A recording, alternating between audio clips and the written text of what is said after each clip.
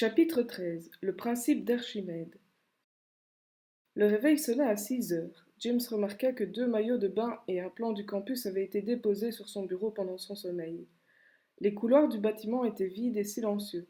Il marcha vers le réfectoire où 2 instructeurs prenaient leur petit déjeuner. Il consulta les pages sportives d'un quotidien en dégustant un bol de céréales. Le plan était parfaitement clair, mais James hésita lorsqu'il lut l'inscription sur la porte de la piscine. Bassin d'apprentissage réservé aux enfants de moins de 10 ans. Il passa la tête par la porte. La piscine était déserte, à l'exception d'une fille blonde d'une quinzaine d'années qui effectuait des longueurs. Lorsqu'elle l'aperçut, elle nagea dans sa direction puis posa ses coudes sur le rebord du bassin. Tu es James? Oui, c'est moi. Je m'appelle Amy Collins, c'est moi qui suis chargée de t'apprendre à nager, va te changer. Ébloui par la beauté de la jeune fille, il rejoignit les vestiaires, se dévêtit puis enfila son maillot de bain. Sur un banc, il remarqua le t-shirt noir d'Amy. Ses yeux glissèrent vers ses sous-vêtements suspendus à une patère. Avant de rencontrer la jeune fille, il s'était imaginé un instructeur taillé comme une armoire à glace, un gros dur habitué à brailler des ordres. Tout bien considéré, il était encore plus inquiet à l'idée de se ridiculiser devant elle. Il sortit des vestiaires et se plaça en haut des marches, à l'extrémité la moins profonde de la piscine. Viens de l'autre côté, dit Amy. Tout en marchant le long du bassin, James déchiffra les marques indiquant la profondeur. Arrivé à destination, il lut 3,50 m. Mets-toi tout au bord avec les orteils recourbés. Il obéit. Il avait l'impression de se tenir au bord d'un précipice. L'odeur du chlore lui rappelait le jour où il avait failli se noyer. Prends ta respiration, saute et retiens ton souffle jusqu'à ce que tu remontes à la surface. Je ne vais pas couler? Les êtres humains flottent, James, surtout lorsque leurs poumons sont remplis d'air. Tu connais le principe d'Archimède? Il fléchit les genoux. Le souvenir de l'eau inondant ses poumons revint à sa mémoire. Je ne peux pas. Je te rattraperai, n'aie pas peur. Il se refusait à faire preuve de faiblesse devant la jeune fille. Il rassembla son courage et bondit. Lorsque sa tête s'enfonça sous l'eau, le silence et le calme étrange qui régnait autour de lui le remplirent d'effroi. Ses pieds touchèrent le fond du bassin et il donna un coup de talon pour regagner la surface.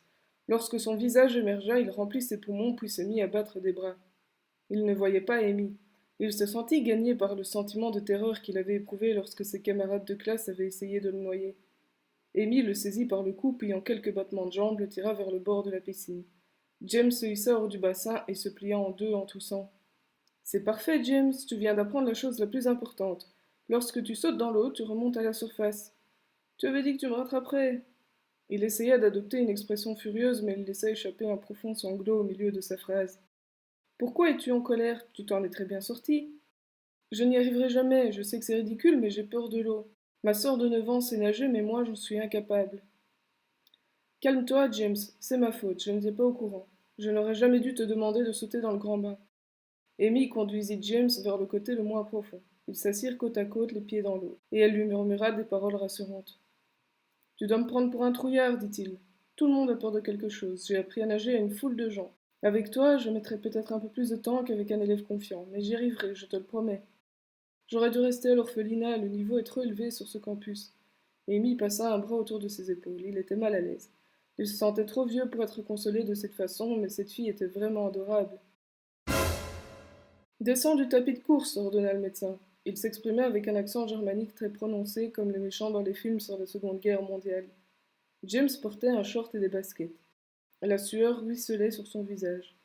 Une infirmière décolla les patchs posés sur sa poitrine. Chacun d'eux était relié par un fil électrique à un dispositif de contrôle. Le médecin enfonça un bouton et une bande de papier de 50 cm sortit d'une imprimante. Il examina le document en secouant la tête. Tu regardes beaucoup la télé, James? Je ne peux pas dire le contraire.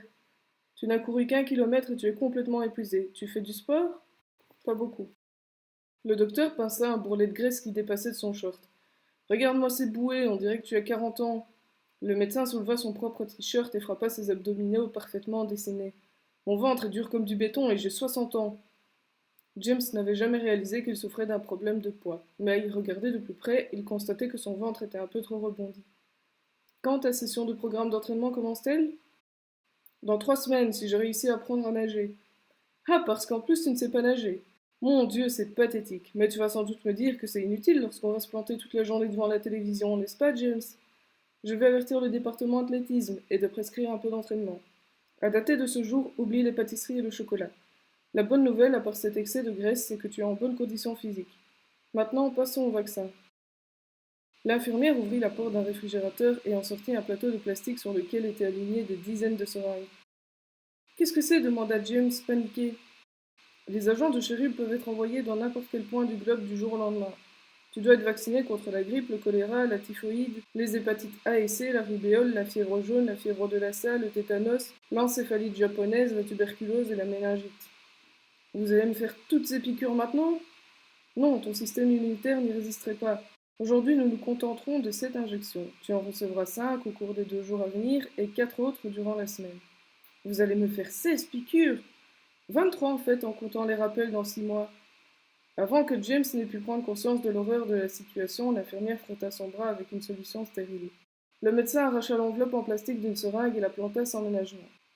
Elle ne sentit presque rien. Influenza, dit l'homme. Je préfère commencer par une facile. La suivante est une intramusculaire. Ça va peut-être pincer un petit peu. Le docteur retira la capsule d'une seringue dévoilant une aiguille de 5 cm de long.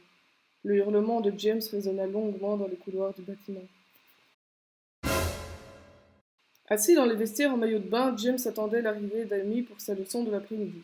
La jeune fille se présenta avec quelques minutes de retard, jeta son sac de classe sur le sol et commença à délasser ses rangers. Désolé, je discutais, je n'ai pas vu l'heure tourner. Comment s'est passée ta journée? Atroce. Tu as une voix bizarre, James. Dentiste, 4 plombages. Je ne sens plus ma langue. Ça fait mal? Demandait-elle en ôtant son short. Pas aussi mal que les 2 seringues que le médecin a plantées dans mes fesses. En plus, il dit que je suis gros. Je dois faire 15 tours de piste 5 jours par semaine et je suis privé de dessert. Amy sourit. Pour résumer, c'est vraiment pas ton jour.